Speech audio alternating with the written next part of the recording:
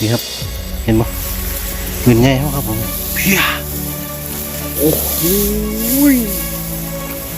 พี่น้องมึง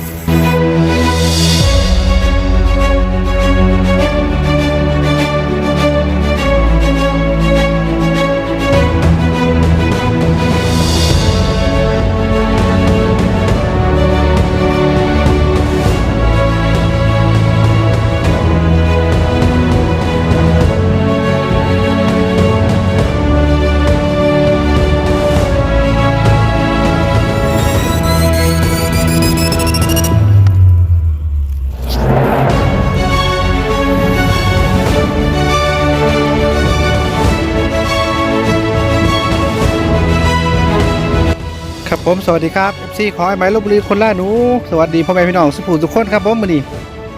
คือเก่าครับผมสำหรับหมู่บ้านหยุดไปมือหนึ่งนะครับผมหลังจากวันศุกร์ไปหาป่ามาครับผมเปลี่ยนแผนนิดนึงนะครับที่แรกว่าสิมาใส่กับบุพันก็เลยบ่ได้มาครับเปลี่ยนแผนหน่อยนึงผมมี FC มาหาเนาะครับอยากไปใส่ปลาคอเลยไปพาไปใส่เบ็ดนะครับเนาะมื้อนี้ก็มาแล้วครับผมพี่น้องมานี่หน้านี่3ล็อกครับ1 2 3ครับผมที่ว่ามื้อนั้นมาแล้วเพิ่นเสียบบ่วงไว้ก่อนล่ะผมเลยบ่ใส่นะผมเลยถอนกลับครับถอยทับกลับไปมื้อนี้มาเบิ่งว่าสิเป็นจังไดนะครับเนาะนี่เขาหลังจากที่เพิ่นใส่บ่วงไปแล้วเฮาสิมาใส่กลับใหญ่ครับบัดนี้ลองนึงเห็นห้อยไว้แล้วครับผมนี่ครับสิพาไปเบิ่งผมคิดว่าสิเป็นหนูใหญ่อยู่เด้นี่ครับคุยแบบนี้ครับผมว่าน่าสิเป็นหนูใหญ่ครับผมพี่น้องเพื่อนๆครับมันย่ำไปครับผมกดลงไปฝุ่นครับฝุ่นนะครับผมเดี๋ยวเขาสิว่างไปทางนี้ครับเนาะนี่ครับเดี๋ยวค่อยเบิ่งกันนะครับตอนนี้3 โมงครับแดดร้อนลืมหมวกครับผมพี่น้องเดี๋ยวค่อยติดตามรับชมครับว่าสิเป็นทางไหนเนาะหมายเฮาสิงามบ่งามขึ้นนี่ว่าสิอยู่เลาะยามจักหน่อยจักเที่ยวนึงแล้วก็ค่อยกลับบ้านนะครับเนาะไปครับผมพี่น้อง3 ล็อกเนี่ยเบิดเลยข้อที่ยางไปทางฝุ่นครับรอบดอกกันครับผมรอบดอกแล้วก็วนมาจบแล้วก็ไปพาใส่กลางนะครับเนาะใส่ห้างครับมื้อนี้ครับคือเก่าครับผม20 หลัก28 29 อันครับผมนับแล้วบ่ถึง30 อันใจครับผมเดี๋ยวใส่เบิ่งอาวุธเท่านะครับนะนี่ครับผมพี่น้องกับเล็กเฮาก็คือกับเล็กโมดิฟายนะครับผมขอให้ไม้ลพบุรีคนล่าหนูครับผมนี่ครับแบบนี้ครับผมสวยงามครับผมนี่แล้วก็เนี่ยเฮาก็คือขี้ใต้นิ่มครับผมนี่กอดละ5 บาทครับพอละ50 บาทครับนี่ครับขี้ใต้นิ่มครับผมแล้วก็พระเอกเฮาครับผมขาดบ่ได้เลยครับผมพลังสีฟ้าครับผมนี่ครับน้ำสีฟ้าต้องมันจะแสบนะครับแล้วก็น้ำแดงสูตร2ครับผมนี่สูตรปลาอ้อยครับผมใส่ได้ทั้งหน้าเข่าใส่ได้ทุกไม้ครับสองตัวนี้ครับผม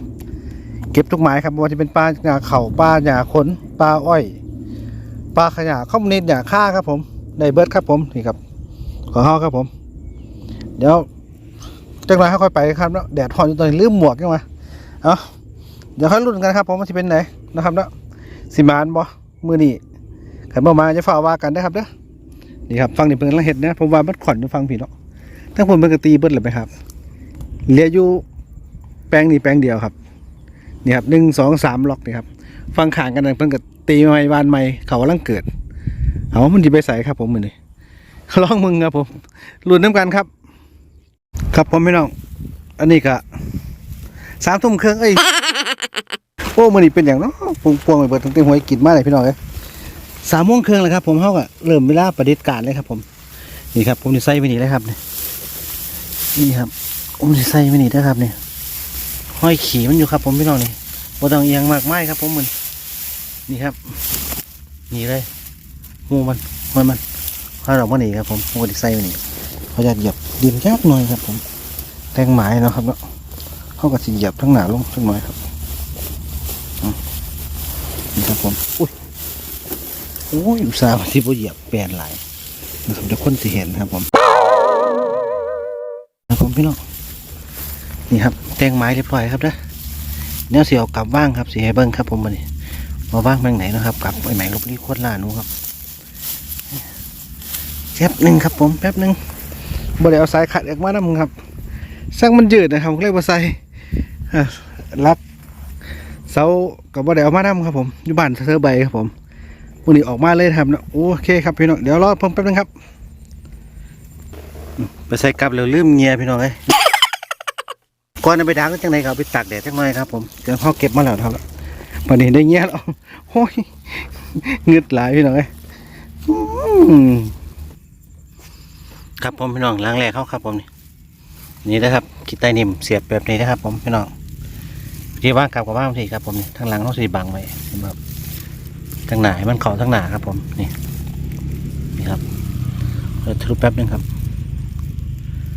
ที่เด็ดได้ครับนี่ห้อยมันลงไปลงง่ายมาครับจังหวะเขาวาดเพื่อนกันนะครับห้อยมันดอกไม้ยิงกันไปนี่ผมว่าน่าจะเป็นนูใหญ่อยู่ครับกันเมื่อวานลูกวันเนาะเดี๋ยวเราเบิ่งน้ำกันครับว่าสิมานประมาณคืนนี้2 ทุ่มจะเจอกันแท้ครับผมเขาจะใส่ไปทั้งหมดแหละครับผมไปรุ่นต่อครับผมหาหมายน้ำกันเจอที่เด็ดแล้วครับผมพี่น้องเพื่อนๆผมว่านี่ย่างอยู่แท้ครับนี่ลุงบวกใหญ่ครับผมโอ้โหแหลกเหลวนี่ครับผมพี่น้องโอ้โหหูยังงามเลยขอจานแฝงสักหน่อยนะนี่ครับผมหูยังงามเลยครับเอาละครับผมเอาพอที่ต้นข้ามอีกแล้วครับโอ้โหสุดยอดครับนะครับพี่น้องมังกรขี่กันก่อนขี่ดินมันนะครับผมพี่น้องโอ้โหสุดยอดแล้วข้างมันว่านี่ครับข้างมันว่านี่ครับผมเดี๋ยวสิว่างไว้ดีครับเนาะผมสิบ่ว่างสิหูมันเลยนะครับเดี๋ยวผมจะให้มันคือว่าให้มันมีโอกาสในทั้งได้เลือกเผื่อมันมีลูกเนาะแต่มันมาเตะเท่ากับถือว่าสุดวิสัยแล้วครับผมนี่ครับพี่น้องเห็นปะแก้วครับผมพี่น้องขออยากใส่กลับด้วยนะครับเดี๋ยวห้อยมาลุ่นตอนยามทีเดียวครับผมถั่วที่เด็ดละนี่โอ้มีกระแห้งยางนิดหน่อยแล้วก็สียางไปนี่คู่นี้ครับผมยางกระยางกลับเนาะเบิ่งสิเป็นยังไงครับผมไปพี่น้องลุ้นกันครับตอนยามได้พี่น้องเดี๋ยวเจอกันตอน2 ทุ่มครับ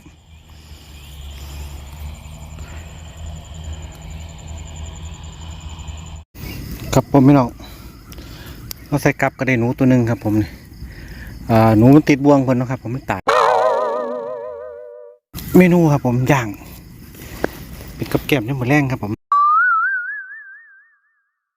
ครับบรรยากาศรอผู้พันครับสิมาผู้พันก็ได้ตัวหรือเปล่าบลูมาส่งโลกไอชัดไปแห่วัสิมาตอนแรกมาสันมาเป็นบ้านอ่ะน้ำสอบมันติดภารกิจครับผมพาFCทีมเงินไปใส่เบ็ดยิ่งป่าครับผมอ๋อนี่ครับเอามาลอกกินปิ้งหนูน้ำกันครับผมสิเราก็จะลอกสิลอกหนังมันทำเลยครับโอ้โหสุดยอดเลยเอาไฟกันพี่น้องมืดแล้วเบื่อเห็นเดี๋ยวรอเบิ้งครับผมวันนี้เขาก็พักรอทยามกลับนะครับแต่ว่าเขาวันนี้เขามีหนูครับโชคดีครับได้หนูติดบ่วงเพิ่นแหละครับทักบ่วงผู้ใดบ่ครับกำลังจ่ายพอดีครับผมมาพอดีครับผมเอาเลยได้เมนูครับผมนี่ผักเนยครับผมนี่เมนูแซ่บๆแล้วครับผมนี่เห็นไหมครับเพิ่มแป๊บเดียวใหม่เลยครับพี่น้องมึงเห็นไหมครับเห็นไหมครับ เอาครับพี่น้องเดี๋ยวมาซิมน้ำกันครับผมมันแซ่บสำเร็จกันย่างหนูนาย่างเกลือครับผมนี่ครับย่างเกลือย่างเดียวนะครับเดี๋ยวมึงไม่ยังเลยน้ำจิ้มก็มีพริกป่นกับมึงมีครับมีแต่เกลืออย่างเดียวครับผมเอามาพี่น้องทุกคนครับผมมากินน้ำไอไหมลพบุรีคนละหนูครับรอยามกลับ2 ทุ่มครับผมเดี๋ยวมาลุ้นน้ำกันครับสิมาประมาณขึ้นอีกแล้วรู้กันครับผมครับผมพี่น้องในเวลา2 ทุ่มนะครับเขาสิออกยามหนูกันเนาะต้องที่เป็นยังไงเลยสิมีตัวบ่มีไฟคนช่างล่างหรือไฟหนึ่งถ้าเขาไม่ให้อย่างหาป่าบ่นะครับเนาะเดี๋ยวไปเบิ่งครับผมจะเป็นยังไงนี่ครับหลังแรกเขาอยู่นี่ครับ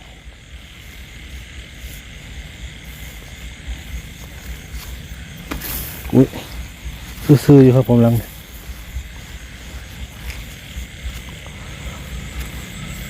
เลยครับพี่น้องหลังได้ถืออีไทยเบิ้งนะครับเด้อไปทำกันเรื่อยๆครับตาหนูครับผมพี่น้องคุณพับจุดเนาะตัวใสหนูใหญ่วะกระต่ายพี่น้องเฮ็ดจังไรบ้างนี่ผมจะได้กระต่ายโอ้กระต่ายครับผม โอ้ยเลียนแล้วครับผมพี่น้องกระต่ายเห็นบ่พี่น้องเห็นบ่ครับกระต่ายโอ้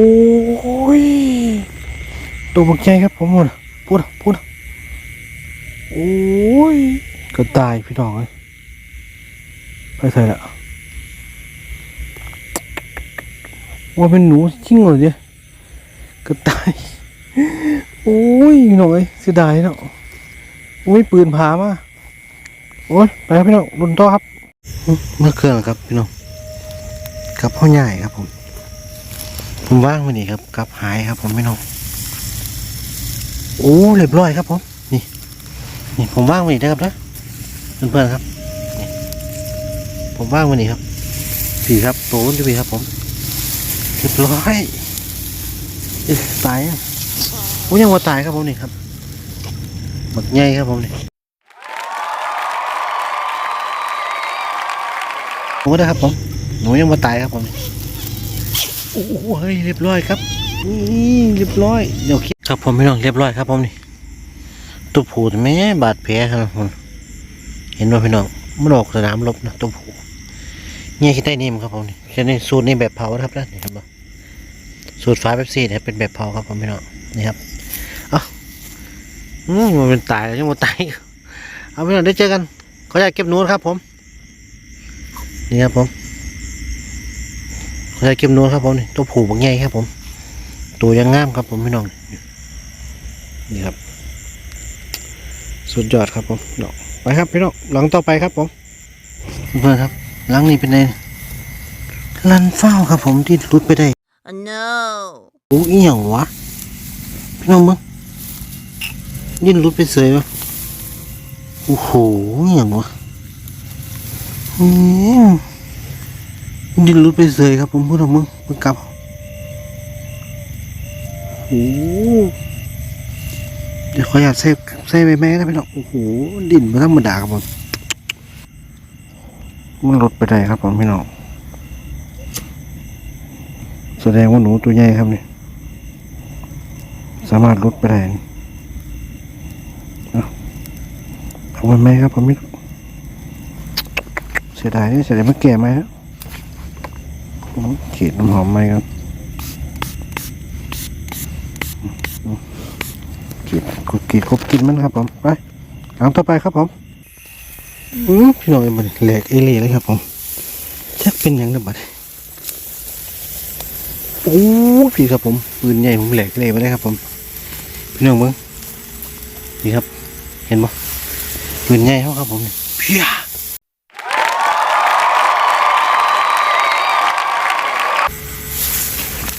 งามครับผมแหลกเอเล่ครับตัวที่สองมาแล้วครับผมหลังจากดูไปสองตัวมันห้อยมันเหยียบไปเหยียบมามันก็ใส่ไปครับนี่พี่น้องมึงสุดยอดครับผมโอ้โห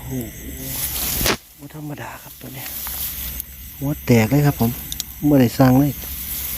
ดิ่นอยู่น้อยเดียวครับนี่นี่ครับน้องมึงเขาอยากเก็บนู้นครับผมยับหม่องจังน้อยนึงครับเนาะหมุนมันจะมีกินเขาถึงยับไปจังน้อยโอ้โหรูไปสองหลังไม่ธรรมดาครับไปครับผม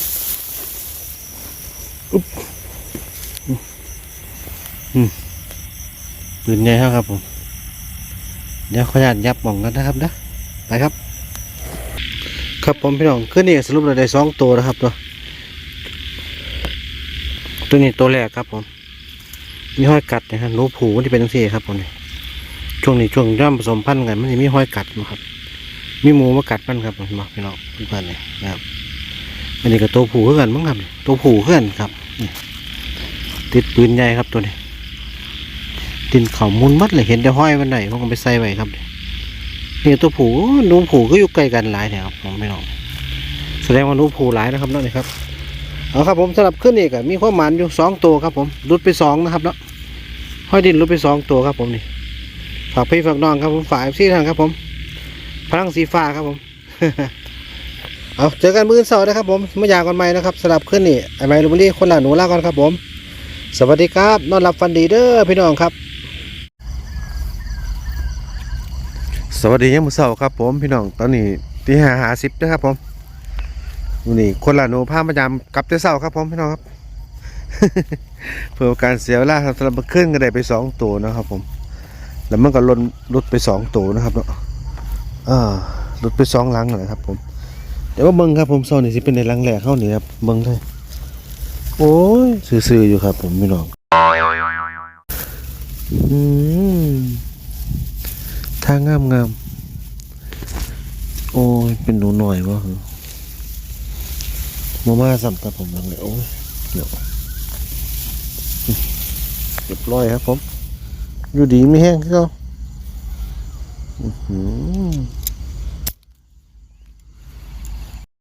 ไม่ได้เศร้าเห็นครับพระพี่น้องมาเอาอากาศในมือเสาครับผมบรรยากาศในมือเสาอากาศสดชื่นนะครับเสาเบิ่งครับผมเครื่องมือเราเนี่ยจับเขียดมันน้ำคำประสันนะบูเขียดร้ายครับนี่ ก็ตายพี่น้องโตงไงเลียนอยู่หันฝากเสาใหม่ไปหันครับมุ้ยปัญญาให้ดังมันไงครับผมเมื่อไรปืนผามานำปืนผาน้องสิล่องยิ่งมึงอยู่ครับระยะนี่10-20 เมตรนี่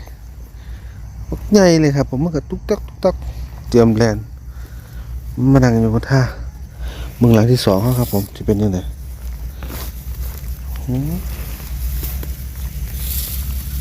โอ้หลังที่2คือเก่าอยู่ห้อยดีแต่บ่มีตัวอย่างวะแม่นแล้วบัดนี้ชัวร์สันเนาะแบบนี้ห้อยดีแต่บ่มีตัวนี่ว่าสัน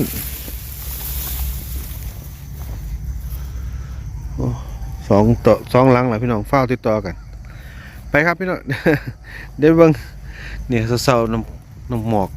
ยอดหญ้าครับผมเนี่ยยอดเขานะเห็นไหมพี่น้องนี่ครับน้ำค้างยอดหญ้านี่น้ำค้างยอดข้าวครับผมไปครับพี่น้องบัดนี้หลังในถึงที่ไทยเบิ่งนะครับเด้อเศร้าๆกับบรรยากาศยามเช้าเดี๋ยวตัวเองกำลังขึ้นครับผมพี่ครับ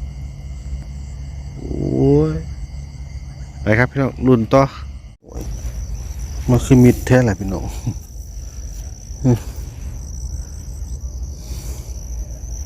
มิดซีรีส์ครับลันวันหนึ่งกับลันฟ้าอีก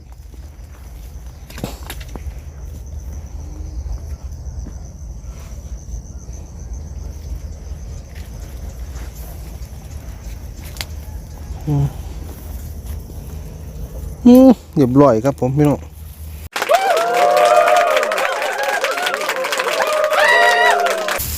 นี่หนูเท้าเนี่ยเล่นบ่พี่น้องโอ้ยเป็นสิเนาะมันสิเล่นบักใหญ่ว่ะเล่นหนูพุกหน่อยมันโอ้หนูพุกหน่อยครับผมเรียบร้อยครับนี่เอาตัวแหลกมาแล้วครับผมอะไรกับเปิดเดิมแล้วครับผมพี่น้องไปหลุนต่อครับผมหลังต่อไปครับหนังหลีฟ้าครับผมนอนหูนี่น้ำหูนี่คุดเพิ่มด้วยครับฟ้าเสยวะอย่างวะมันอาพาดพี่น้องไปครับพี่น้องหลุนต่อครับเขา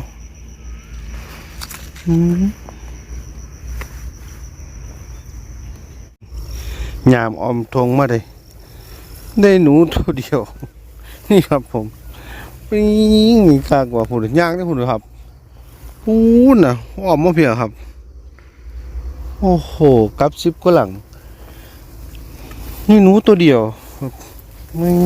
หลังที่มันรันมาขึ้นก็บ่มาถือไม้เลยครับก็บ่เขามาไก่เลยครับผมโอ้โหตายใส่น้ำหมด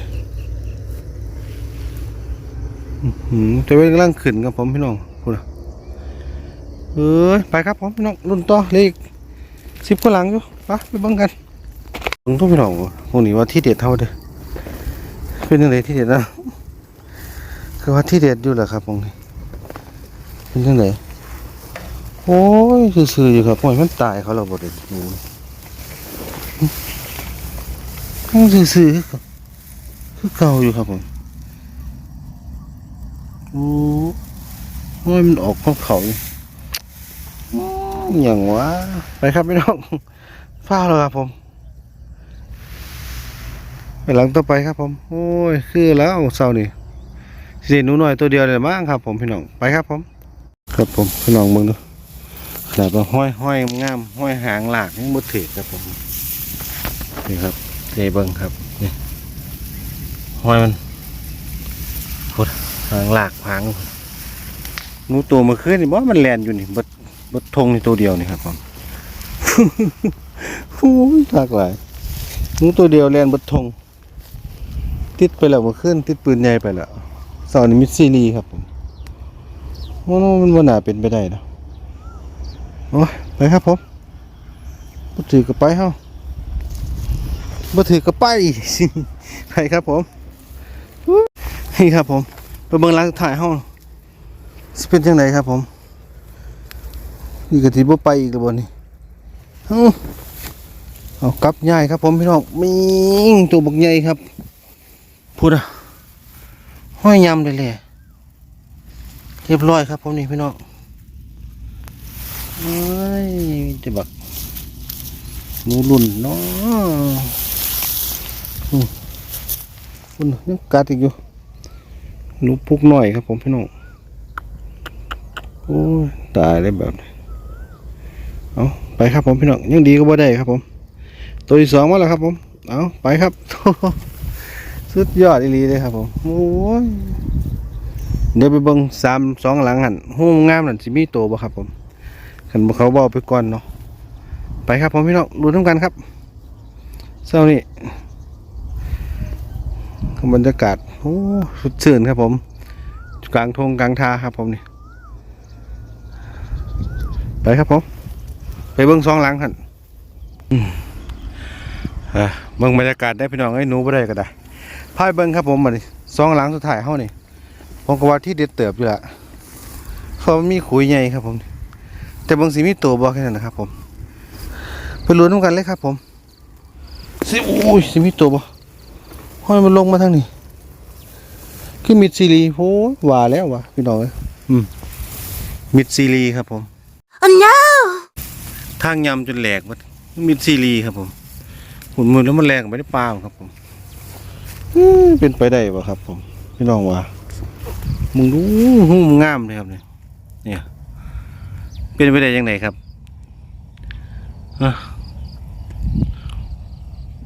ปลา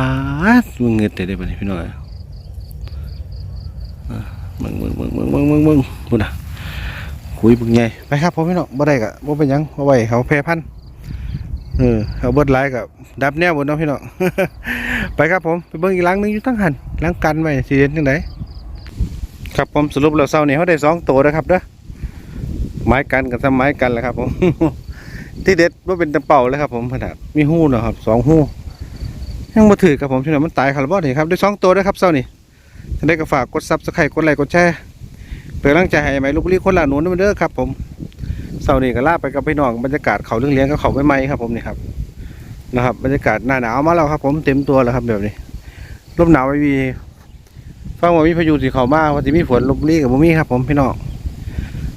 ท่านใดก็ฝากติดตามต่อไปได้ครับเด้อพี่น้อง อยู่ร่วมกันนานๆครับผมเอ้ยว่าสิเอาหนูใหญ่มาโชว์พี่น้องในมือนี่เสาร์นี่บ่ได้ได้ครับผมแปลกครับปลานี่โซนนี่ผมว่า2 เทียแรกอะคือได้3 ตัวกะเสาร์มากก็ได้3 ตัวครับอันนี้กลางคืนได้2 ตัวเสาร์มากได้2 ตัวครับผมพี่น้องเอาสำหรับนะครับเด้อเจอกันคลิปหน้าครับจังได๋ก็อยู่ดีไม่แห้งนะครับผมพี่น้องเจอกันคลิปหน้าครับสวัสดีครับผม